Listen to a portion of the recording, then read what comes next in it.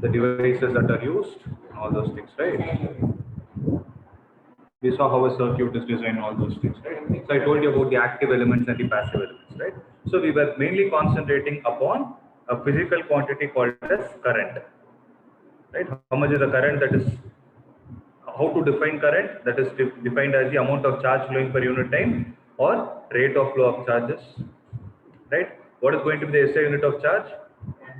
Ampere. It is actually coulomb per second. Coulomb per second collectively is wrote as ampere, right?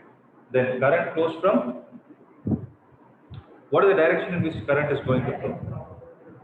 Direction opposite to the flow of electrons, right? So this is the point. So I have not spoken anything in terms of another important parameter called as potential.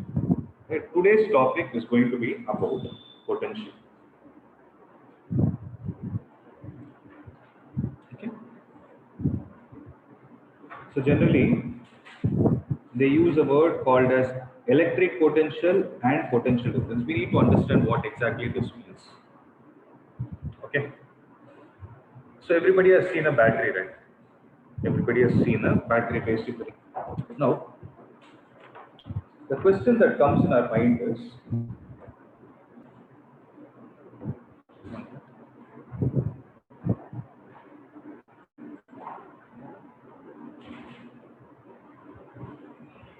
yeah. So the question that comes in our mind is, we know that current will flow in a circuit, right? Current is nothing but flow of whom? Flow of charges. What type of charges are you trying to talk about? Is it positive charge that is flowing or the negative charge? It is mainly due to the negative charge because all the conductors are metals. Metals have dash electrons. Valence is okay. Somebody used the word.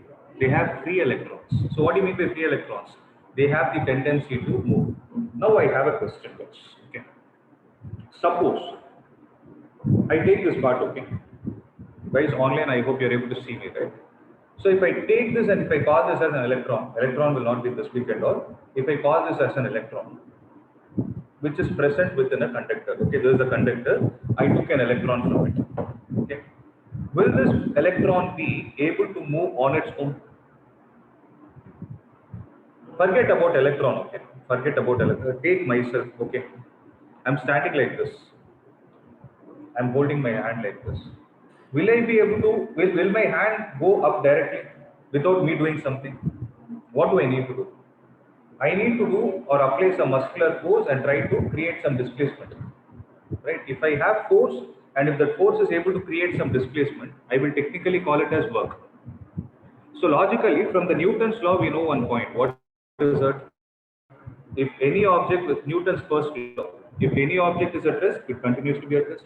If any object is in motion, it continues to be in uniform motion, it continues to be in uniform motion unless and until an external force is applied on it. So one thing is clear, for an object to accelerate or an object which is at rest to be put into motion, you need to apply force. And if that force causes a displacement, then we call it as work done. Now I have a question. If I call this as a conductor, inside the conductor, these kind of free electrons, you will find many. You will find many such free electrons.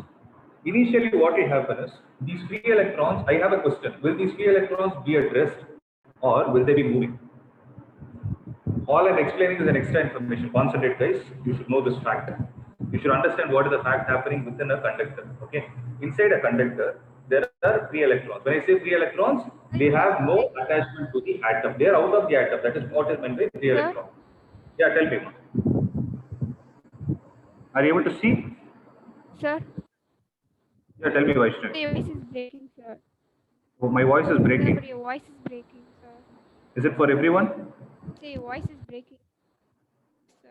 I understand. Is it happening for everyone or only for you, Aditi? Others, Vaishnavi, are you able to hear me? Yes, sir. Sir, I Your don't voice is taking no, ma'am. Aditi, can you just go out and come back? I think you have a network issue yourself. Okay, can you just go out and come back to the meeting again? Okay, listen guys. So now I have a question. Will this free electron be resting like this or will it be moving? It will be moving, right?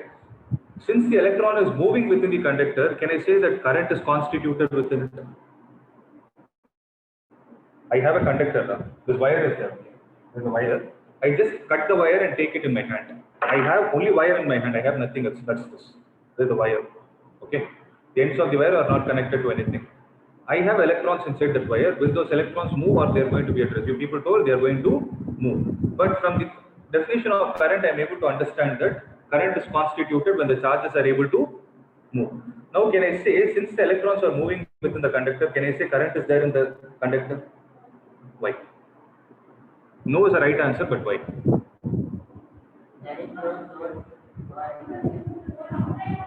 Because you can remove your mask and speak. If this guy told me there is no source. Source means a battery, something like that. Okay. There is nothing like supply of current. You need to understand one thing. Current means flow of charges. The reason why I use Newton's law is because the charges are there inside. You need some force to make them move. Who is going to give that force is the question. If I hold this, if I'm able to hold this so-called thing, if it is on the table, I hold it at both the ends and I try to lift it, it is me who is applying the force. I am the source for it to move in the upward direction. If I release it, it is going to move in the downward direction. Gravity is the source to pull it up. In a similar way, who is responsible for the electrons inside to move? Electron is also a particle. We need some energy, right? That energy will put the particles into motion. But try to understand one fact. This is not there in your textbook. The electrons will be moving inside the conductor, but they will not move in an aligned path. What do I mean by aligned path? They will not move in a particular direction. They will randomly be colliding with among themselves. If you ask me why they are randomly colliding, it is because of the room temperature. We know the fact that if temperature is sufficient enough to put the charge in or particle in vibration, you know this fact, right? Suppose there is water boiling, right? You supply water, you supply heat to it. You keep a steel plate on top of it. The water is full, okay? You're keeping a steel plate on top of it. After some time, what you observe with respect to the steel plate? It starts oscillating like this. Have you ever observed this? You will get some sound because the solid will be hitting, but it is oscillating because of whom? Because of the energy supplied by the heat, the plate is trying to escape from there, but it can't escape. That's a different story. It is trying to escape, but it's failing. That is why going, coming back, going, coming back. It's a vibrational motion. The same thing will happen here. At room temperature, the electrons are free. They don't know what to do. They start moving, but without a proper agenda. They will start moving in some random direction. So what we are supposed to do is, when those particles are moving in random direction, the zigzag way, technically called as Brownian movement. Have you heard this word? So what do you mean by Brownian movement? Something is moving in a haphazard way, right? So they will actually have a Brownian movement. To make them move in an aligned path, what we are supposed to do is, we need to connect the source, and that source is what is called as battery, and the source, what it is going to supply is what is called as the potential difference. So that's what we are going to concentrate on. The name of the topic is I'm sorry to use the word electrostatic, electric potential. Electric potential and potential difference is the charge, is the topic. Okay. Now, I have another question. Aditi, is my voice clear now? Yes, sir. Okay. Vaishnavi? Yes, sir. Okay. Now listen. This is a conductor. Okay. I know the fact that I need to connect a source to the ends of this conductor to make those so-called electrons move in an aligned way. I want them to move in a straight line. I don't want them to go and hit the walls of the conductor and all. For that, what I can think of is I'll go to a shop, I'll buy a battery and come. Okay. So what I did is I went to a shop, I bought 2 batteries. I have one AAA battery and I have another high volt battery. Okay, let me read out. If I go out to the shop and find the specification, if I try to read it here, I will be able to find the specific. Here it is. Actually, it's a AA battery. Here the specification is not given, but I know that it is a 1.5 volt battery. You know what is volt as of now. Okay, I'll give you the technical definition. When I went to the shop, I asked for a 1.5 volt battery, they gave this to me. Okay, I asked for a 9 volt battery, they gave this to me. Okay, so both these batteries have one similarity. What is it? They both have, very good. They both have a positive and a negative terminal. You know what is a positive terminal, right? The one which is extended, the one which is flat is the negative terminal. For this one, it is slightly different. Okay, here it is given. The one which is with the hole is positive. The one without with the big hole is a negative. Okay, it's given. Now across the same conductor, listen to it again. Across the same conductor, I am trying to connect this battery. I took a reading. What instrument is used to take the reading? Sorry? It's an ammeter. Last class we discussed ammeter. Amp is ampere. Meter is a measuring device. Ammeter is a device used to measure the current. So I connect an ammeter in series parallel with radiator. Now I took a reading. I removed this battery. I took a 9 volt battery connected across the same wire or same length. Now I took the reading. In which case do you think the reading will be more? It's only a guess. Like we use our common sense to say 1.5 volt battery, 9 volt battery.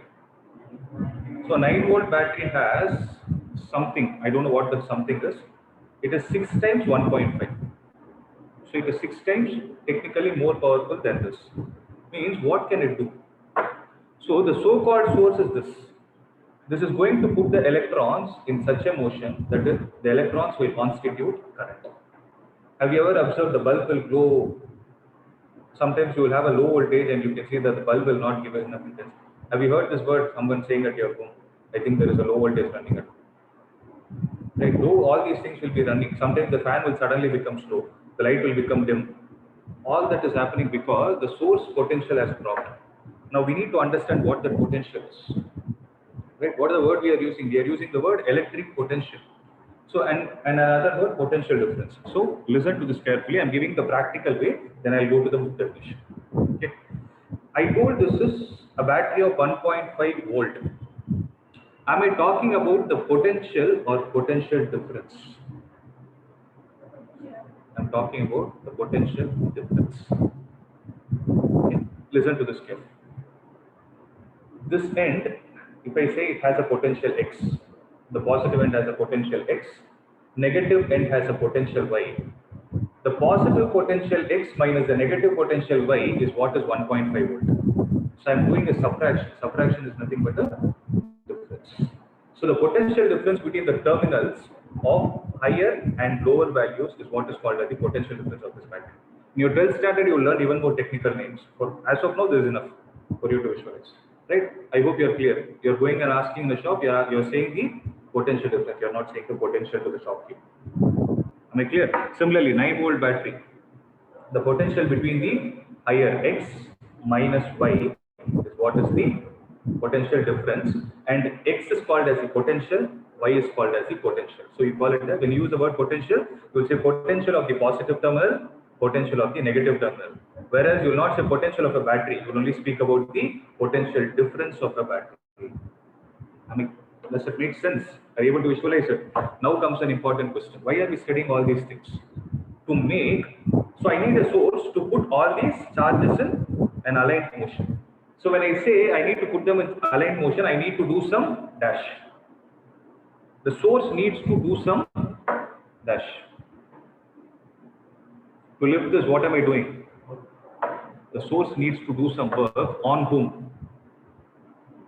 On the electrons. Okay. If you are able to calculate the amount of work done by this battery and divide it with the charge on which the work is being done, then that particular parameter is what is called as electric potential. So that's what the book definition is. Are you able to understand? Now I will read it out.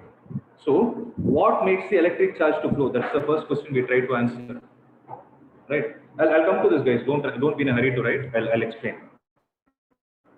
So let us consider the analogy means the similarity of flow of water, right? So charges do not flow in a copper wire by themselves, as water in a perfectly horizontal tube does not flow. When they say flow, don't get confused. I use the word move. The charges will move, but they will not flow. Flow means moving in an aligned manner. Okay. If one end of the tube is connected to the tank of water kept at a higher level, for example, let's say this is a test tube, or there is a tube which is covered at one of the sides, and I have water in this. If I hold it like this, then the level of the water will be flat. If I bend it like this, what will happen? You can think of a water bottle also. Can you give that to me? See, I hold it like this. See, it's approximately horizontal because I don't know. I need to see the exact. But you're able to see that the water is horizontal.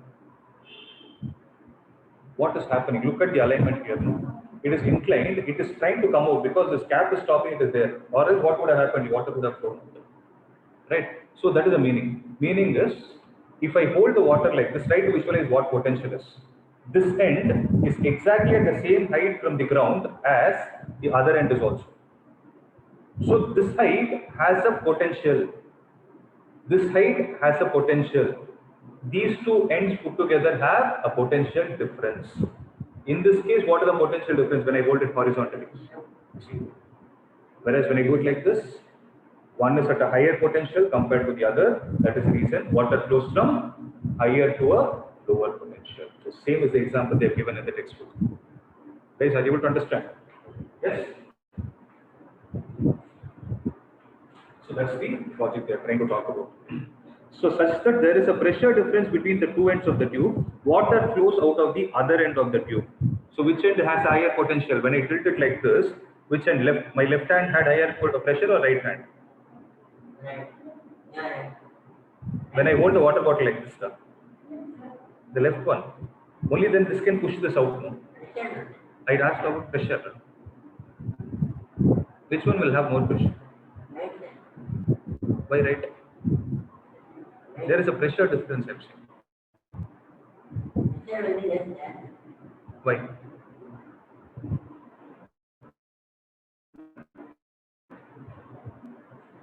When can you make something move? Suppose I have this thing, okay? I apply a force this side, I apply a force this side.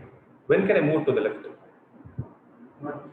When the force on my right, force applied by the right finger is moved. Similar is the case like this. When there is a pressure difference created, it will start moving. Okay, all those details you learn it in your 12th standard. For flow of charges in a conducting metallic wire, the gravity, of course, has no role to play. Now, other question, what they are trying to answer is, this can be an important question in your quotes. If I have a conductor, the conductor has electrons inside it. So, if the conductor is like this, I am saying electrons are not moving. If I make the conductor like this, do you think electrons will flow? Obviously no, because the gravity doesn't play an important role. That's an important role. Please underline that. So in a conductor, gravity does not play any important role. Reason? The electrons can move only if there is a difference of electric pressure. That electric pressure is a technical name, but what is the actual name? That electric pressure is nothing but the potential difference. That is the difference between the positive terminal and the negative terminal, correct? Along the conductor. So this difference of potential may be produced by a battery consisting of one or more cells. So I hope you know what is the difference between a cell and a battery. Do you guys know? If not, also no issue. We'll see it. Do you guys know what is the difference between a cell and a battery? You know what are electrodes? Cathode and an anode. You know this, right? An electrolytic cell. Have you learned this? Right? So when I say there is a cell, it has only an anode and a cathode. Anode is positive terminal, cathode is a negative terminal. Okay, that's like this. So if there is only one anode, one positive terminal and one negative terminal existing, that's called as a cell. If there are multiple positive terminals and multiple negative terminals existing, it is called as a battery. If you take, so let's say this positive terminal, this negative terminal, I have another positive terminal, other negative, positive, negative. These are called as series of cells, and that series of cells is what is called as a battery. Have this in your mind, okay? Now, what is present inside a battery? You have chemicals. For example, let me read it out. Or transistor, let this not there. So when you go to the shop and buy, for example, your mobile batteries are there. What are they? Lithium ion batteries. So it's a chemical. There is a chemical present inside it. Right? Similarly, all the cells will have chemicals, and mostly those chemicals will be in the form of ions because they can flow within the conductor, within the cell. Okay, that's what they're saying. The chemical action within the cell generates a potential difference across whom? Across the terminals of the cell. When I say the terminals of the cell, visualize it. It's a anode and the cathode. Terminals of the cell, even when no current is drawn from it. Well, the cell is connected to a conducting circuit element. The potential difference sets the charges in motion in the conductor and produces an electric current. In order to maintain the current in the given circuit, the cell has to expend. Expend means it has to use its what energy? The cell will have chemical energy stored in it. That chemical energy is what is getting converted to the electrical energy to maintain the current in the circuit. Right? Very minor details, but they're very important. The reason I'm stressing on all these points is you have assertion and reason questions which will confuse you the most. I want everybody to have clarity on that. Okay. Now can we move to the definition of potential difference? Right. Now we'll see. So how to define it? This is what is the definition. We define the electric potential difference between the 2 points in an electric circuit carrying some current as, this is the definition, work done to move a unit charge from one point to another. The amount of work that the battery does to move a point charge. Point charge means a charge which is very, very, very small. Okay, to move a point charge from where to where? From one end to another. That is a very, very basic definition. Okay, I'm not going to more technical details of this. So when they ask you in the exam for 10th standard, this is the definition you are going to get. Okay. Now, what is the mathematical way of writing it? So potential difference is represented by the symbol V. So what are they saying? It is the amount of work done. V is equal to amount of work done per the unit charge. Unit what? Charge. So W divided by Q is a mathematical expression for whom? Potential difference. Potential, not don't say potential, it is potential difference. Okay. So V is equal to W divided by Q. Now comes another important question. Like how we spoke about current. You guys know what is scalar and what is vector? Have you heard this? Okay, forget about it. So what is SI unit? SI unit of volt, potential difference. We saw 9.5 volt, right? But how does the volt come? We need to answer that, right? The definition says it is work done by charge. Work done is measured in Newton. You told Joule. Work done is measured in Joule. I hope nobody told joules. You told a Joule.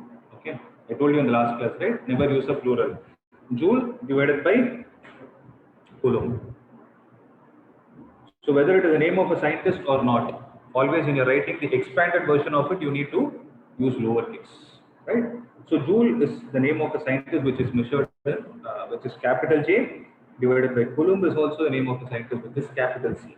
This Joule per Coulomb is what is technically called as volt. Okay, this Joule per Coulomb is what is called as volt. Or sometimes the books give you as JC inverse. There is another way. Joule per Coulomb, you can either write it as J by C or JC to the power minus 1. Don't put a bracket, common mistake. Don't put a bracket like this. If you put it like this, what does that mean? Joule is also taking a power minus 1. No, it is only for Coulomb, it is minus 1. I've seen this mistake in papers. Don't do that. Okay. That's the meaning now. So we saw what is potential difference. So potential difference between 2 points is equal to work done per unit charge. That's it. So the SI unit of electric potential is volt. It is named after the scientist Alessandro Volta, who lived between 1745 to 1827. He is an Italian physicist. Now the question is, sometimes they'll ask you, define 1 volt. It's a 1 mark question. Okay. So whenever in physics or in science, whenever they ask you to define 1 unit, volt is a unit. Potential difference is a term. I hope you guys are able to understand what it is. Potential difference is a technical term, whereas volt is the unit of potential difference. Okay. When they ask you to define 1 volt, how are you going to define it? Volt is equal to joule per coulomb, correct? So I can get 1 volt if I write it as 1 joule per 1 coulomb, or 2 joule per 2 coulomb, or 3 joule per 3 coulomb. Same joule, same coulomb, but the least value is defined when? Least number you can write as the subscript as 1 and 1. So that is why the definition goes like this. 1 volt is the 1 volt of potential difference between 2 points in a current carrying conductor is when 1 joule of work is done to move 1 coulomb of charge from one point to another. You need to exactly write the definition that is given in NCERT for you to get marks. But I want you to understand the concept as well. I hope you're not memorizing it, right? So 1 volt is 1 joule of work done to move 1 coulomb of charge from where to where? From one point to another. That's it. Okay, that is why they wrote it as 1 joule per 1 coulomb. So 1 volt is equal to 1 joule coulomb inverse. How do you read it? 1 joule coulomb inverse. Okay. So the potential difference, how are you going to, so till now we saw what is potential difference. How are you going to measure it? So you use a device, voltmeter. Volt is the unit of potential difference, meter is a measuring device. So voltmeter is the device used to measure the potential difference. Okay. And an important point, voltmeter is always connected in parallel across. Please write it. Voltmeter is always connected in parallel across the points between which the potential difference is to be measured. The voltmeter is always connected in parallel across where? Across the points where you're trying to calculate the potential difference. Ammeter, it's the same thing which is given in text. The last sentence. A voltmeter is always connected in parallel across the ends of a conductor or across the points at which you are trying to measure the potential difference. Okay, very, very important point. In a similar way, ammeter is connected, and ammeter is connected in series. So there are always 2 types of, actually there are 3 types. One is series connection, one is parallel connection, and the third is a mixed connection. It means it can have some series and some parallel, something like that. I'll show that practically to you, don't worry about it. As of now, have this word parallel and series in your mind. What it is, I'll speak about it later. Okay. Shall I move on? Yeah. So example 12.2. Now the question is, how much work is done in moving a charge of 2 coulomb across 2 points having a potential difference of 12 volt? So I have 2 points. Let's visualize it diagrammatically. So each point will have a potential. So this point has a potential X and the other point has a potential Y. But what have they given? Did they give X, Y or X minus Y? Question says what? They have given X minus Y. The potential difference between the points X and Y is how much? 12 volt. Okay, general way of writing this, most of you write as V is equal to 12V.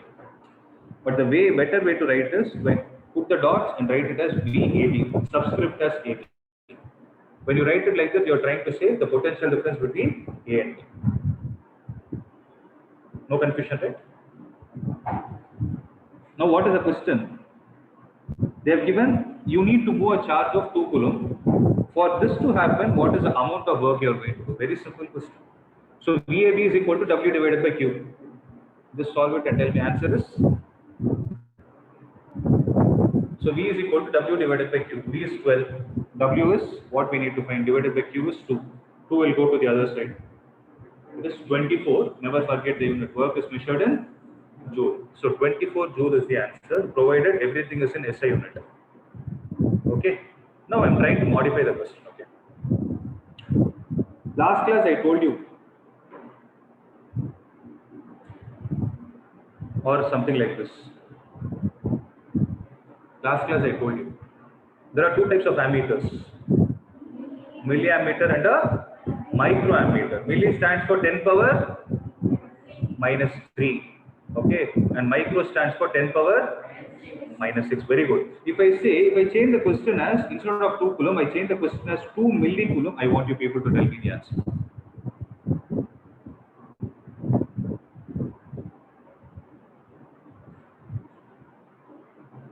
Same thing. Only a small change will happen in the units. W is equal to 12 volt into, how much is the charge? 2 millicoulomb in this, 2 into 10 power minus 3 times coulomb. Okay, so 12 into 2 is 24 into 10 power minus 3 volt into coulomb. Volt into coulomb is nothing but joule. So you will get the answer as 24 into 10 power minus 3 joule, or 10 power minus 3 joule can be written as, let me see how you are.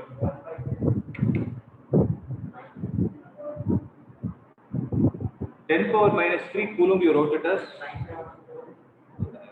micro. Micro is 10 power minus 3.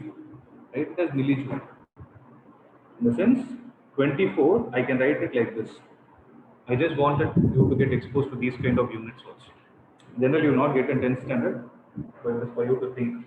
I hope you understood. If there is a small m added before anything, that means milli. It can be millijoule, millimeter, millikg. Generally, there is nothing like milligrams. Either, yeah, milligrams is possible.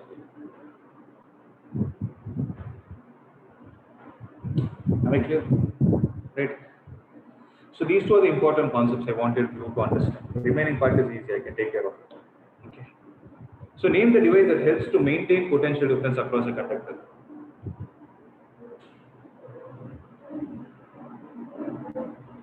You didn't read the question properly. They didn't ask you name the device which is used to measure. They asked you what is the device which is used to maintain. A battery. This is the one which is maintaining the man. Voltmeter is doing nothing. It is only measuring and telling us the value. So it is a battery or a cell. Please write it down. It's a cell or a battery.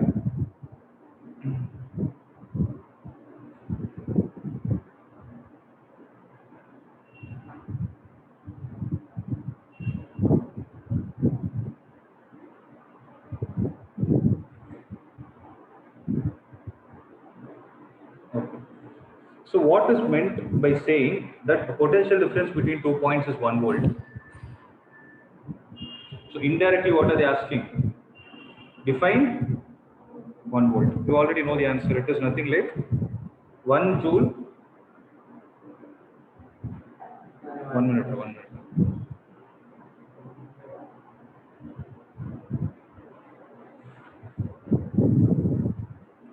1 joule of work done to move 1 coulomb of charge between 2 points. Okay. Third, how much energy is given to each coulomb of charge passing through a 6-volt battery? When they say energy, energy is again work done. What is the basic definition of energy? Energy is nothing but the capacity to do work. So indirectly, what are they asking? What is given as the question? Potential difference between the ends of a battery is 6 volt. How much energy is given to each coulomb means how much is the charge? Charge is, each means 1. Charge is 1 coulomb. So energy is work done. Work done is equal to VAB into Q. See, if in your school they're striking off for writing VAB, then ignore it, but that's not wrong. Okay, I'm trying to teach you the exact way of writing it, but if your teachers are not accepting it, please go according to their rule. Okay, 6 into 1.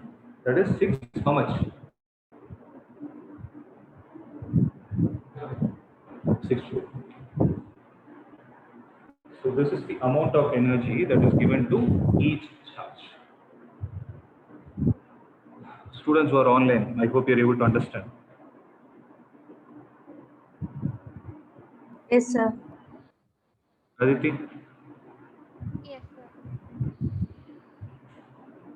I didn't hear. Yes, sir. Sir, can you hear me? Okay, you do one thing, no? Just drop me a message in the chat box.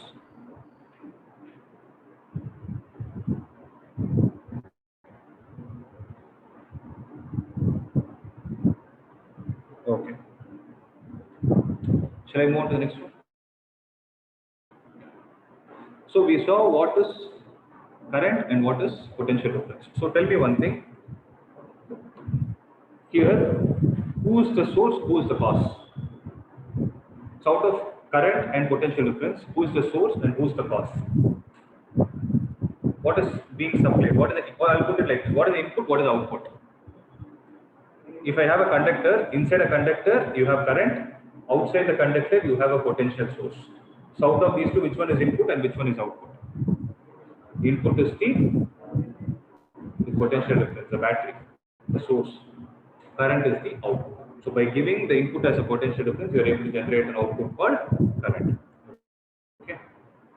Now, the next question is, we will be studying about the different combinations. That is what we call it as a circuit diagram. Okay, let's give a definition to what a circuit diagram is. So we know what is an electric circuit. What is it? Last class I gave you a definition. The definition which I gave you. Electric circuit is combination of. Please look at your notes and tell me. A combination of active and passive elements. What do you mean by active and passive elements? Active elements are the ones which can supply energy to the system. Passive elements are the ones which make use of the energy which is being supplied. Okay. We saw examples of that also. What are the active elements and what are the passive elements? Examples of battery is an active element. Cell is an active element. Then what is a passive element? Example of a passive element. You can think of a bulb, a wire, all these things are passive elements, right? So, if you're like, there is one way of me drawing a circuit. I can draw something like this.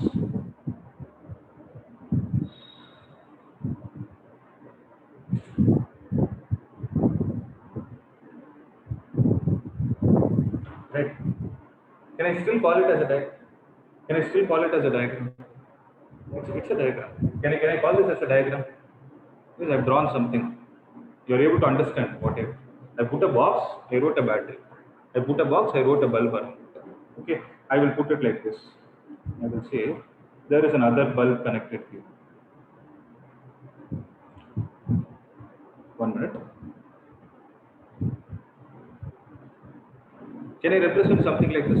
This is also a diagrammatic representation which you are able to understand. There is no harm in it. Right? I didn't make any mistake. But what will happen is, if you keep drawing diagrams like this, what do you think is the complication you are going to face?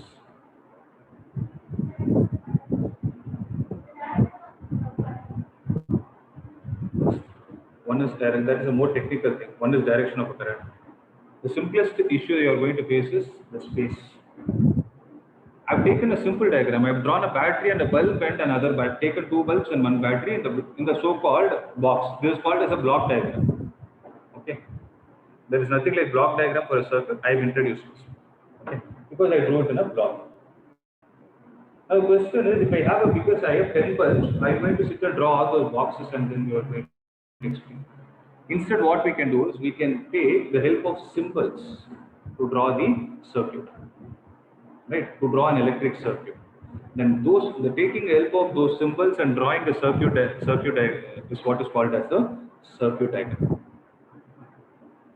Okay, so we know that electric current, as shown in figure 12.1, comprises of a cell or a battery or a plug key.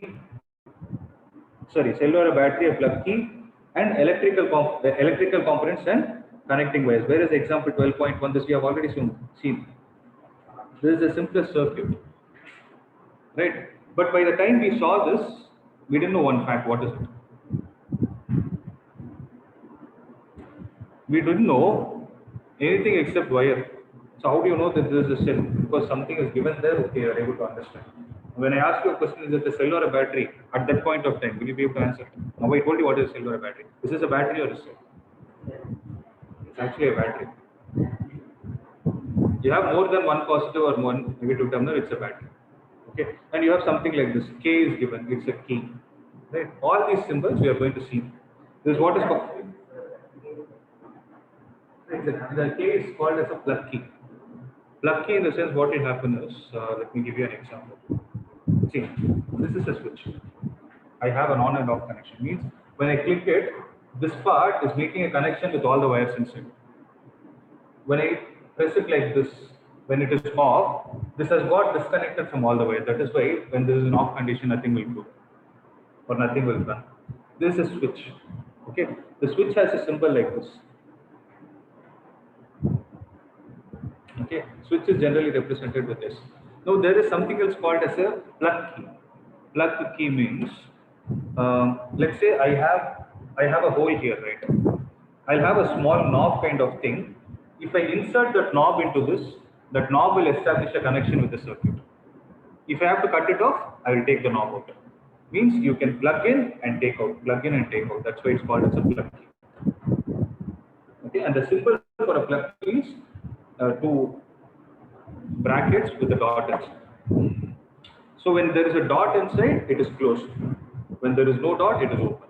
That's what we are going to see. So I hope you guys are clear with what is circuit diagram. So circuit diagram is nothing but a diagram where you will draw all the components, the active elements and the passive elements with the proper symbol of them, not the block diagrams. Okay. For that, we need to know what the symbols of them are. Components of the electric represented by the symbols conveniently used. The conventional symbols used to represent some of the most commonly used electrical components are given below. Okay, these are all the electrical components. When I say electrical components, they can be active or passive. 1 minute. Okay, shall I start? So first is an electric cell. Electric cell consists of only one positive terminal and one negative terminal. So electric cell will also have a potential difference. Electric cell also has a potential difference of, it can be any value. For example, if I take this as an electric cell, this has a potential difference of 1.5 volt, something like that. Means the potential difference between, technically the potential difference between the anode and the cathode in the so-called cell, this was 1.5 volt. Okay, then what is a battery? Battery is also called as combination of cells. What combination? Series or parallel? Write it down. It is series combination of cells. A battery is nothing but series combination of cells, not parallel. Okay. Guys, tell me one thing. Is this better? This is better, right? Okay. So series of cells is what we call it as a battery. So whenever you see a battery, it will have more than one positive and more than one negative. But it should have equal number of positive and negative terminals. It should have equal number of positive and negative terminals. You can either connect 2 cells in series or 3 cells in series. You cannot connect 2.5 cells. Okay. So then what is a plug key? I told you, the one which you can insert and take it out. Actually, there is something in your lab, you can find it.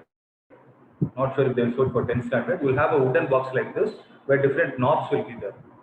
If suppose you want to generate 5 ampere of current, you will take the plug key and put it in the 5 ampere. The numbers will be written on top of it. 5 ampere, 10 ampere, you will insert it in there.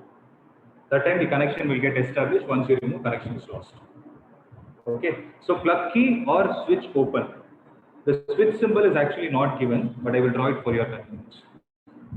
A line like this and a line like this, and it is open. This is a switch.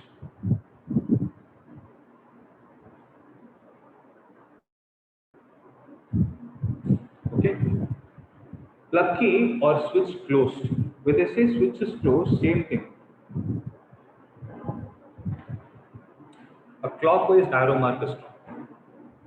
So for an open switch, draw a clockwise arrow mark. That will give you the symbol for a switch which is closed. Am I clear, guys? Next is, what will happen if there are 2 wires? Okay. If I have one wire here and another wire in my hand, if I want to join the wires, I have to show it in a diagram. How I will do is, this is how the wires are joined. Then the place where it is joined, you will put a bolt dot. So wires joined. There is one wire, another wire, and there is a bolt dot. Okay. Next is, it is not necessary that the wires will always be joined. The wires can jump over one another. For example, they are not connected. In the sense how they are is like this. This is one wire, okay. Let's say this wire is connected across one battery. Now, in the same circuit, I want another wire. I want it to be perpendicular to for a design purpose. Okay. I want another wire to be perpendicular. What I will do, I'll take a wire, other wire, and put on top of it. Okay. Generally, wires have this outer material called as insulation. What do you mean by insulator? They do not conduct. That is an insulator. It's a plastic made. Or some people say it's a PVC made also. PVC, polyvinyl chloride. Right? It is PVC made also. Now inside these wires are there. No? Inside that you will have copper wires. Have you ever seen it? I hope everybody would have seen it. If those copper wires are connected together and put a tape around it, or just connect it and turn it like this, then that is the first diagram. That is the diagram. But if you take a wire with insulation, this wire with insulation, take another wire with insulation, put one on top of each other, then they are not electrically connected because this wire is conducting internally, the other wire is also conducting internally, then they are said to be disjunct. But to show it in the diagram purpose, what we are going to do is we'll put a hook-like structure. So that hook-like structure says they both are not connected. So to put it in simple terms, if they are connected, the point where they are connected will have a bolt dot. If not, there will be a hook like this. Is that clear? Next is an electric bulb. The electric bulb is, you can obviously use a bulb or just take two windings and put it like this. Okay. So there is an electric bulb. Next is a resistor. So there is a device called as a resistor. What do you think it does? So what do you think is a resistor? Resist means what? Basic English. Resist means it will oppose. Okay. So resistor is nothing but a device which tries to oppose the flow of current. So resistor is a device which tries to oppose the flow of current. Now comes an important question. Does conductor have resistance?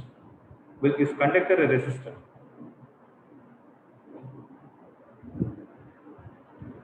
This is where confusion starts. I've seen many people getting confused. What are you saying conductor is? What is a conductor? Conductor is a device which allows the current to flow through it. Okay, now we saw a device called as a resistor. There is something like resistor. Now what will the resistor do? It will oppose the current. Now I have a question. Will any conductor have resistance, or will conductor also act like a resistor? Answer is yes. Every conductor will have some amount of resistance. Okay, it depends on certain parameters like its length, area, and there is a parameter called as resistivity, which will be seen in the subsequent topics. But have this point in your mind, don't have this confusion. Many people think resistor means it will completely block the current. No.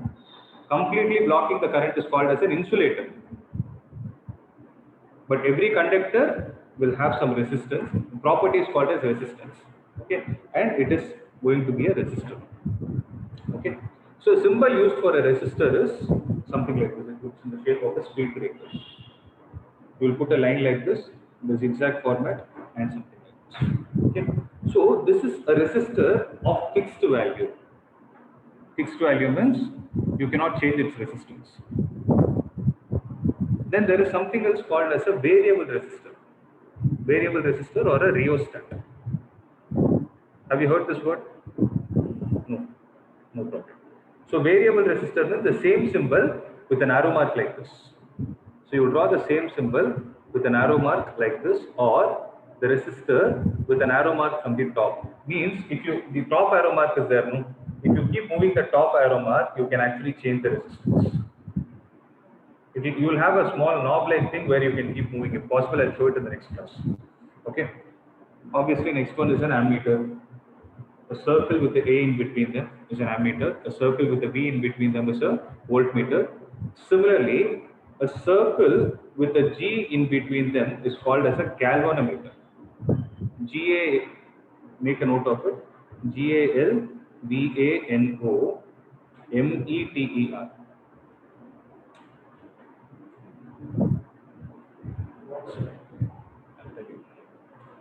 So ammeter measures current. Voltmeter measures voltage, potential difference.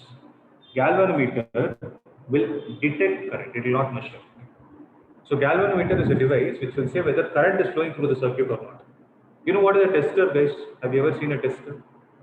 Yeah, have you ever seen a tester? An electrician comes to your house and works. If suppose you say there is a plug point which is not working, what will they do? They'll switch on. They'll have a screwdriver kind of thing. There will be a small LED at the top and a metal knob. They'll hold it like this and put it inside. That's a tester. What will it do? It will indicate whether current is flowing or not. In a similar way, instead of using a tester, if you connect a galvanometer across a circuit, if current is flowing in it, this will show some deflection. So it is only a sensor, it will not detect, it will not measure the value. It will not tell you whether 5 ampere current is flowing, 10 ampere no.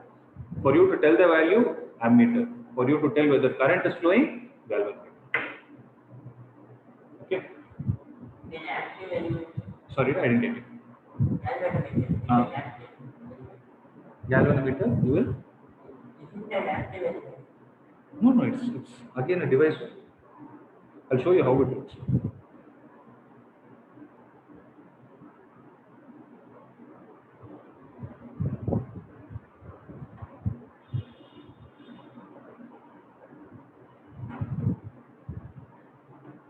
This is how a galvanometer looks like. The red color knob is there, no? Red color knob is generally connected to positive terminal of the battery. Black color one is connected to the negative terminal of the battery. Suppose you want to say whether a battery is working or not, you can do different tests and see. You can take the battery and connect it to an LED and see. If you don't have an LED in the lab, or you don't have a bulb in the lab, you have a galvanometer rather. What you can do is you take the battery and connect it to the galvanometer and see.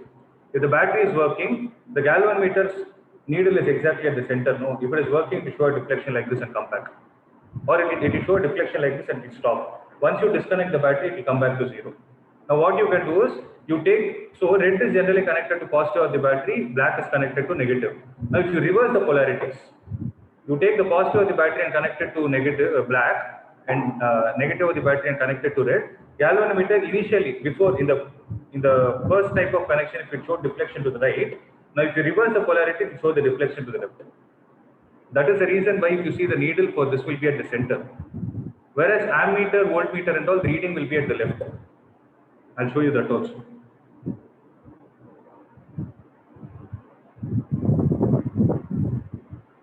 This is actually a galvanometer.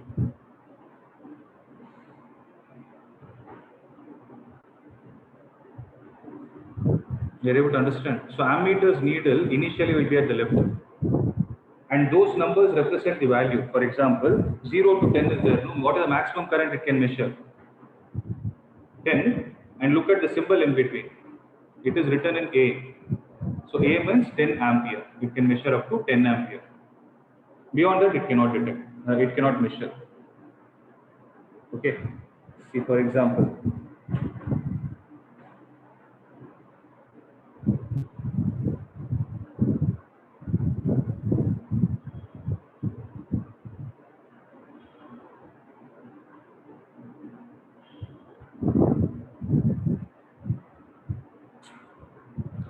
you're able to see this, no?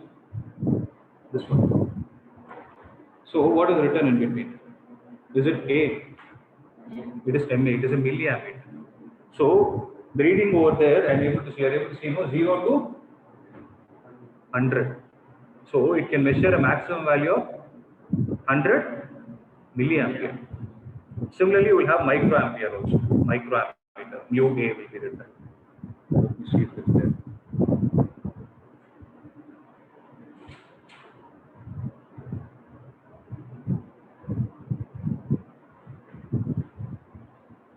So one which is written in the center is important. Whereas a galvanometer, where is the needle? Needle will exactly be at the center, because if you use right polarities, deflection will be to the right. If it is to the right, then if you use the reverse polarity, deflection will be to the left.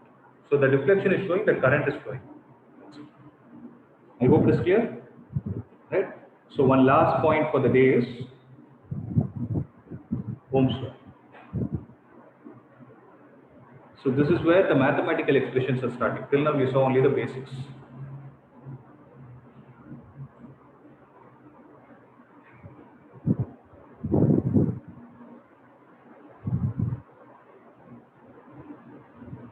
Shreya. So I'll give you the statement, write it down. So I asked you an important question with respect to potential difference and current, which is input, which is output. Potential difference is input and the current is output. So the next question that we have to answer is there a mathematical relation or a quantitative relation? Quantitative means quantitative is mathematical. Okay. Is there a quantitative relation that gives you an expression between potential difference and current? And the answer for that is Ohm's law. So Ohm's law states like this. Please make a note of it. Write down the statement. So write down the heading as Ohm's law. Below that statement and a colon. Statement and a colon. Okay. Now listen. At constant temperature. At constant temperature. Underline that. At constant temperature, comma. The current flowing through any current carrying conductor, the current flowing through any current carrying conductor,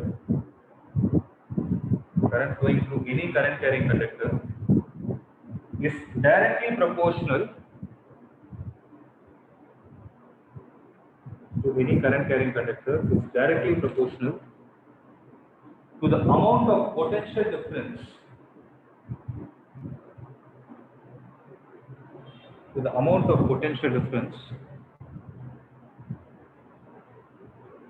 flowing across, sorry, the amount of potential difference applied across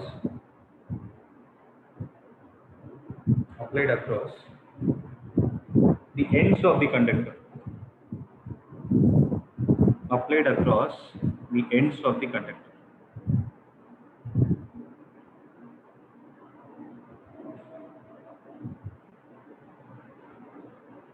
Okay. So I would like to state one more thing also. In your textbook, it would have been given exactly in the reverse of what I told. But that's not the way you write it. See, that's not the way you learn it. But in the exam, go with the textbook only again. Okay, I'll tell you what is the small change between what I told and what is there in the textbook. It's in page number 204. In page number 204, it is above expression 12.4. So the paragraph above that. So in 1827, the scientist found the relationship between the current I flowing in a metallic wire and the potential difference across its terminals. So how did he state? The potential difference across the ends of a given metallic wire is directly proportional to the current which is flowing through it. But what did I give? I'm repeating it, listen. So look at the statement that is written there. The potential difference across the ends of a given metallic wire is directly proportional to the current flowing through it. But how did I state?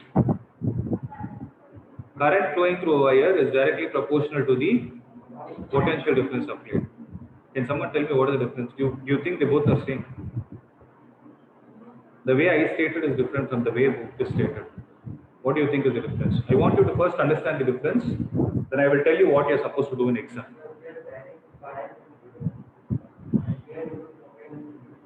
The thing is, whenever you are writing the proportionality equations, wherever, you would have seen the proportional equation last year in some chapter. Can you tell me which chapter? Newton's law of gravitation, you saw, right? When 2 point masses are separated by distance r, force is directly proportional to the product of the charges. Why was it not stated like this? The product of the charges is directly proportional to force. We could have asked a question. That's what I did actually. The textbook actually says the potential difference is current is directly proportional to potential difference. Sorry. Book stated potential difference is proportional to the current, but I stated current is proportional to potential difference. The basic thing we need to understand when you're writing this proportionality equation is, the right way to write it is, input should be on the right hand side and output should be on the left hand side. That is the reason why Newton's law of gravitation stated like this. Force is dependent on the product of the masses. Product of the mass is not dependent on force. You're able to understand. That's why I stated like this. That is the actual way to write Whatever I stated is the actual way to write, but I'm repeating it again. In your exam, write the textbook. If you don't get confused, right? In the textbook, write the exam one. Okay. So provided its temperature remains constant, that's what I meant at constant temperature, right? So I'm going with the textbook derivation. So they would have told V is directly proportional to I. So that's what they told. No, potential difference is directly proportional to the current flowing through the circuit. So V is equal to, what can you say?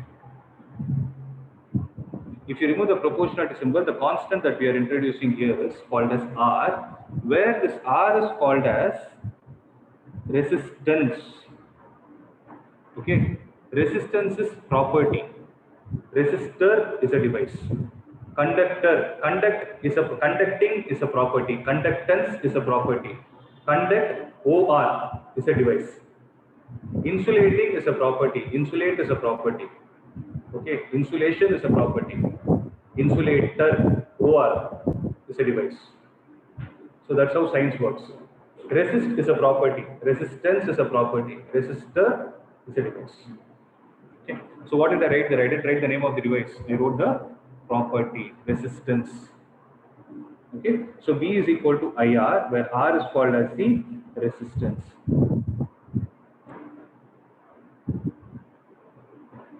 So R will be equal to what? V divided by I. Correct? Mathematically, R is equal to V divided by I. Then, how do you define? So what is going to be the unit of resistance?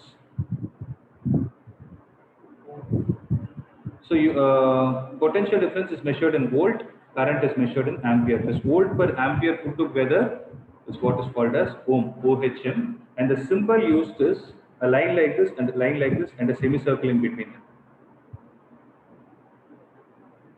A semicircle with the lines at the end. So how you write this? Line, semicircle and a line. And this is a Greek letter called as omega. It's a Greek letter actually. Okay, omega. But how do you pronounce it in the case of resistance? You call it as ohm. So wherever you see the answer, if they write something like this, R is equal to 5 omega, what are they saying? R is equal to 5 ohm. Don't read it as omega. Okay. So last point for the day. How do you define 1 ohm? Ohm is nothing but volt by ampere. I told you whenever you are trying to define the unit, a unit which is especially a ratio, what are the coefficient you need to give? 1 ohm is defined as 1 volt per 1 ampere. That's what is the definition, right? See, if the potential difference across the two ends of the conductor is 1 volt and the current through it is 1 ampere, then the resistance is said to be 1 ohm. It is something similar to what we saw in volt. Are you able to understand? Right? So this is the way you learn. 1 ohm is nothing but 1 volt per ampere. Okay. So that's all for today from my side. Next class I will explain why the temperature is supposed to be constant, because we started Ohm's law at constant temperature. No? I'll give you a reason for it in the next class. Till here, revise and come. We'll do some problems. Next class onwards, a little bit of problems will start. Okay. Any other doubt from today's class? Students on the other side? No, sir. Okay. Aditi? No doubt. Okay. Okay, guys. That's it from my side. Shall we log off? Thank you, sir.